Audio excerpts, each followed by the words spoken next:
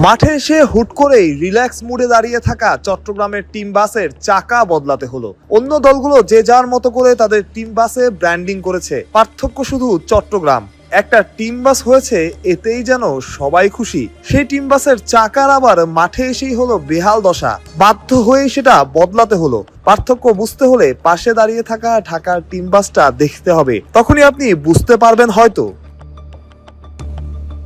হুট করেই head coach বদলে প্রধান কোচ হিসেবে দক্ষিণ আফ্রিকার জাস্টিস ক্যাম্পের কথা জানায় চট্টগ্রাম রয়্যালস। তবে সিলেটে গুঞ্জন, 48 বছর বয়সী সাবেক এই প্রোটিয়া ক্রিকেটারের আশাই এখন পড়ে গেছে শঙ্কায়। অন্য ক্রিকেটারদের মতো যাদের নাম ঘোষণা করেছিল চট্টগ্রাম, গণমাধ্যমের খবর এখনো তার টিকিট চূড়ান্ত হয়নি। অর্থাৎ কোচ আসার ব্যাপারটা এখন অনেকটাই অনিশ্চিত। হবেই বা না কেন, মাঝে তো বাকি আর একটা দিন।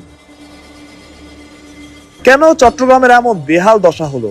একমাত্র দল যেখানে এখনো যোগ দেননি কোনো বিদেশি ক্রিকেটার।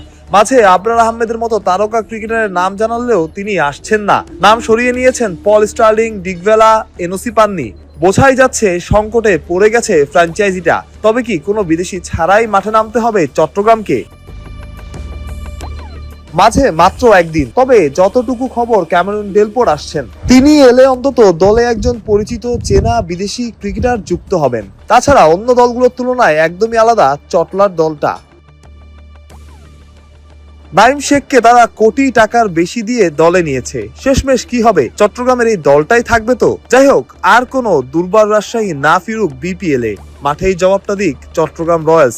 সবকিছু তারা গুছিয়ে উঠুক, যদি সেটা সম্ভব হয় আর কি। আর যদি না হয়, তবে চট্টলাবাসীর আক্ষেপ তো বটেই, সেটা একরকম ইতিহাস হয়েই থাকবে। কারণ অতীতে খুব বেশি দলের বেলায় এমনটা দেখা গেছে, তা বলার উপায় নাই। বাহরুজ প্রত্যয়, বিডি ক্রিক টাইম।